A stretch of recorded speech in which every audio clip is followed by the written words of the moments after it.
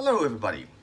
Yesterday I had a chance to have a English impromptu speech workshop. Can you believe it? I didn't use English in my work for 3-4 years. So it was really hard for me to express something in English, because if you don't use it, you forget everything. But anyway, I could learn many things from this workshop. There are 3 points, and the first point was, it's not related directly with the workshop, but the first thing is that people tend to say yes if the event is a long future event. For example, for me, I said I'm okay to be the lecturer 1 or 1.5 months ago, but I wasn't sure how hard it is. And when the day came near to the event, to the yesterday event, I started to think, wow, why I have said yes to the lecturer role. So it was really hard for me, because I wasn't sure whether what I can deliver to some people, and how to say, what kind of value I can give to them. So before the 2 days before the event, I still was struggling about things, and I really have regret that I said yes.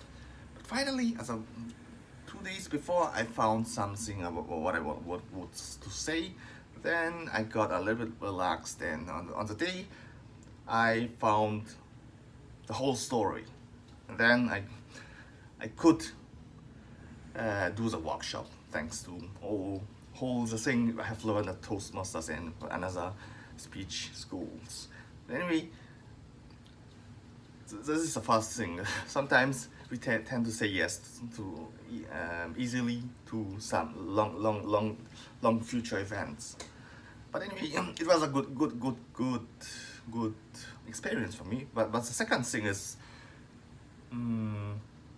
the most important thing in workshop is, of course, the content's also bad.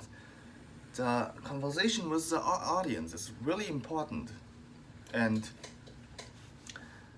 in many cases we tend to only deliver the contents, but that's not how to say, a workshop or conversation. So a workshop or speech also should be a conversation with the audience. So I expected to do that, but actually I couldn't do that, because it was really hard, because it was in English. It is really difficult to have a conversation in English with the audience. But something I regret about yesterday's event was that I couldn't have so much conversation with the audience, and that is maybe my next challenge, to have more conversation with the audience in English, even if in English. Okay, this is the second point. We have to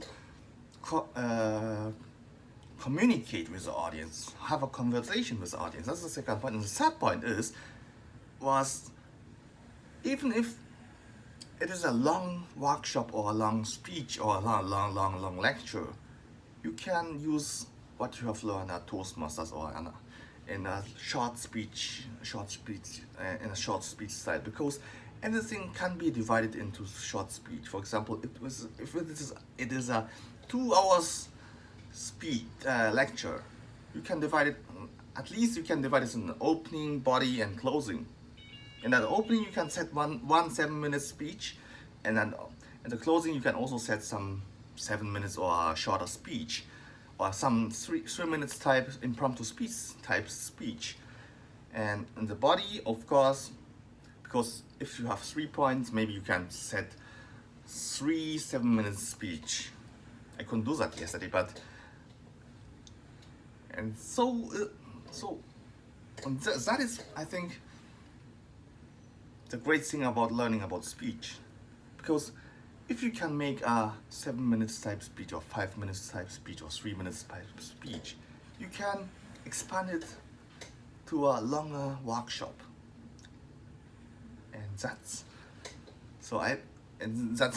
was what I've really learned at this workshop by being a lecturer. So I have many things to develop as a next challenge. Speaking more with the audience and speaking,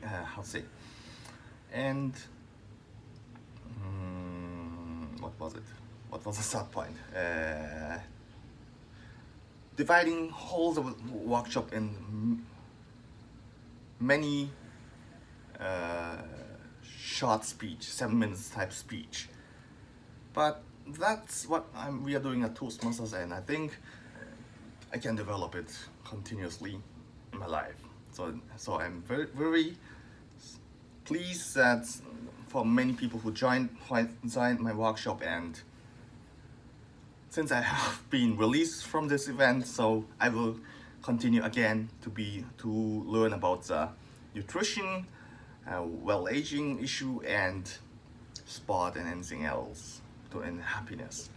Anyway, thank you very much, and see you again maybe in my future workshop. Bye bye.